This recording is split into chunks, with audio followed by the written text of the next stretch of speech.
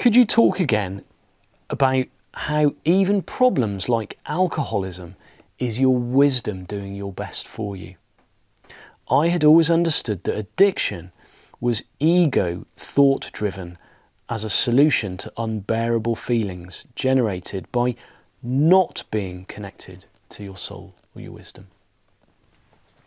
Thanks, Justine. So this was. I usually have a couple of like fairly clanging insights when I go to the Three Principles conference, and this was the one that really kind of like whoa, hang on a minute kind of moment. And he was listening to Leela Turner, and she'd been drafted in at the last minute to replace someone else who had to leave, and so she'd done no preparation whatsoever. And she was talking about wisdom, and I'm absolutely fine with wisdom showing up in our feelings. We've already done this today.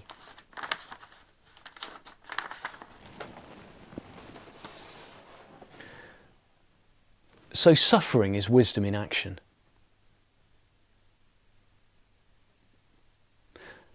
Suffering is the tap on the shoulder to say, you're not seeing it. You're off course.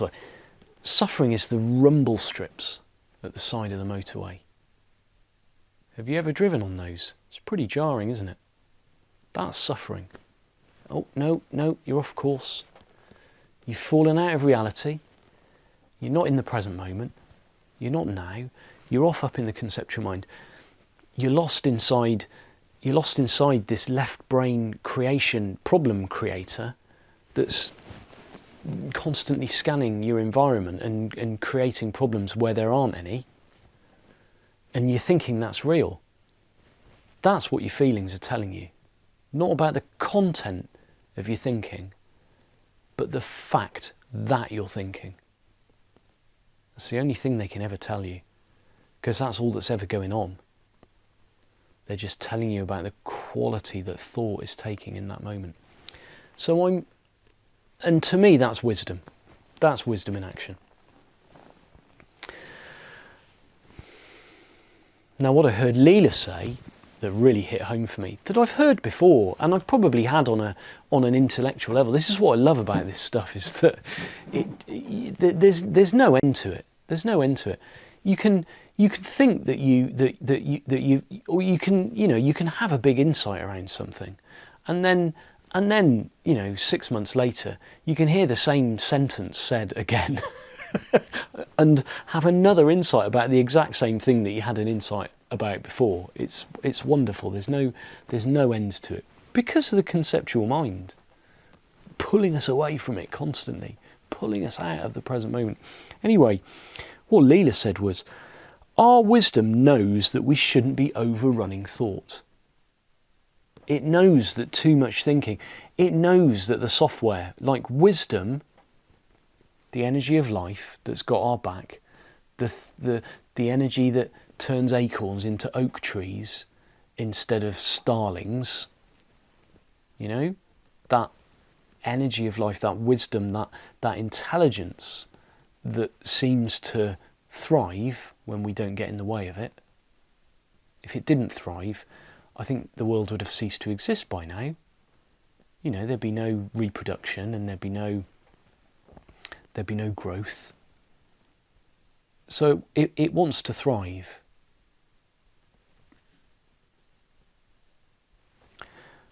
Our wisdom knows that we shouldn't be overrunning thought. It knows that we get caught up.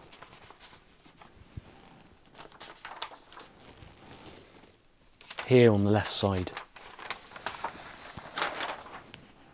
Wisdom knows. Life's got it covered. Life knows everything. Life knows what's best for us. So it knows, and it gives us the signal, the suffering. It tells us, so that's the one thing. But then I heard her say, it will find whatever way it can to switch us off, whether that's healthy or unhealthy. We use the very best that we can from our level of understanding. It might be drinking or shouting, but our wisdom is still serving us. All of our funky behaviour is wisdom trying to bring us back into balance. And I saw that a lot deeper in that moment. It really hit me. It's like, oh yeah, oh yeah, oh yeah.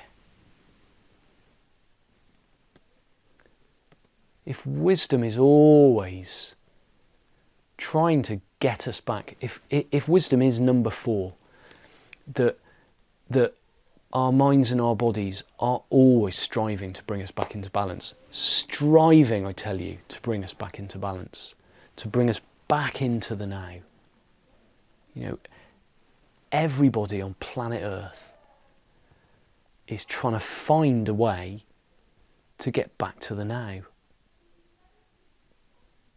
And they'll use whatever makes sense to them to do that, depending on their level of consciousness, depending on how much they've seen about how life works, or depending on what mood they're in. So with a very narrow aperture on life, then it might be having a drink. It might be, this is the best way. This is the best way that right here, right now, I can see to switch off my thinking. And it's not conscious. It's not something that we're actively. It might occur to us, I'm having a drink because I don't really want to think about. I want to just shut my head up. Saw a brilliant thing on Twitter.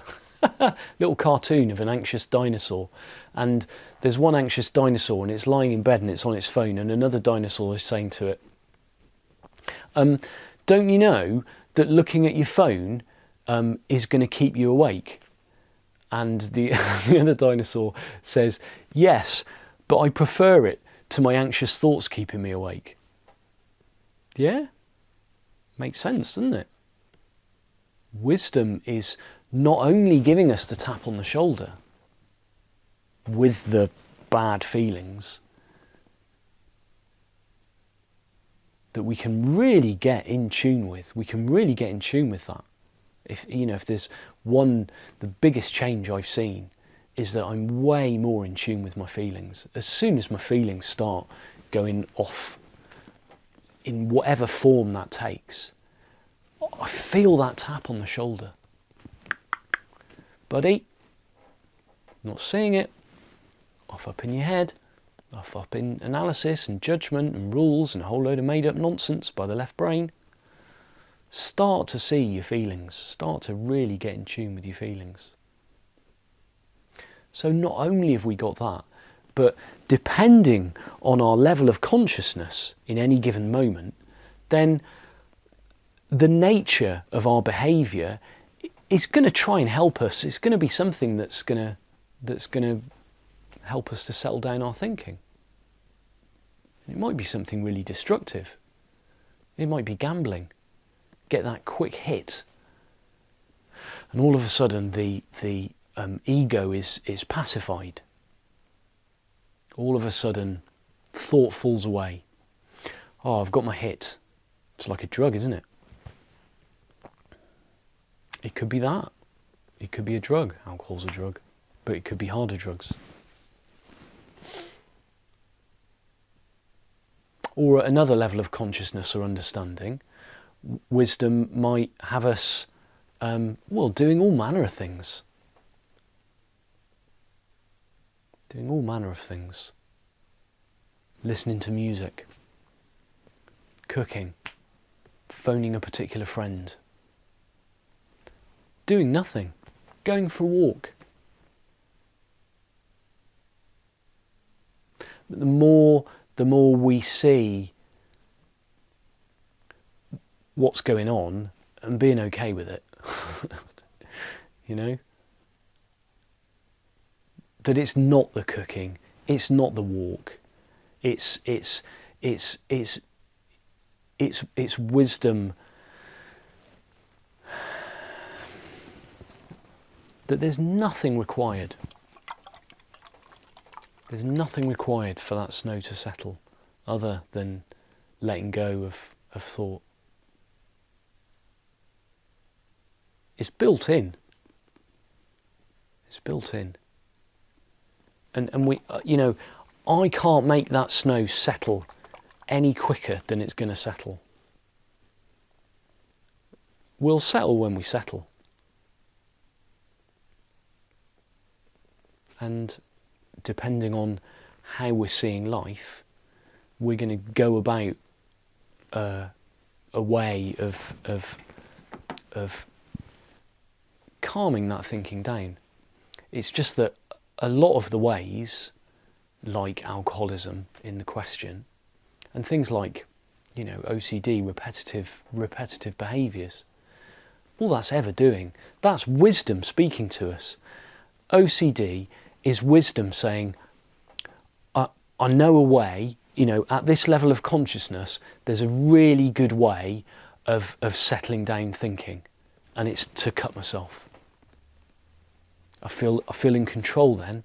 I don't feel at the mercy of my thoughts and my feelings, because I'm in control. That's wisdom speaking. It's also it's not so much a tap on the shoulder as a massive slap around the face. Saying, hello, come back out of your conceptual mind, come back to reality. By the time you've got to the point where you're cutting yourself, you've gone through all the stages of being slightly anxious and then being really worried and feeling hyper vigilant all the time. You don't just wake up one day and start cutting yourself for no good reason. So it's on a scale, but it's this scale of healthy psychological functioning that Richard Carlson talks about. At one end, we don't believe that we don't give any credence to thinking, to egoic thinking. We just let it go, and we're in the flow of life. We've got a really wide aperture. And at the other end of it, we're psychotic. Like literally, we're florid psychosis, believing it to be true, and it's that's a dangerous situation. And I'm glad that there are doctors out there that are treating those symptoms with drugs, which is fine. Don't have a problem with that at all. I don't think you're really going to hear something about the three principles if you're floridly psychotic. That was something I heard Mark Howard say when he was talking in his session about mental health. He was asked that question. And what I've noted from his session is that mental health is, his definition of mental health is contentment with what is.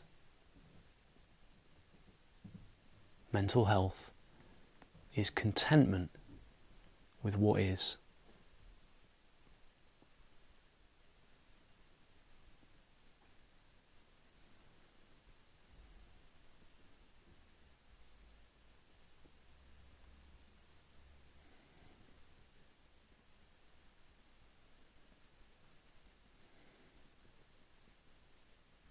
Mental health is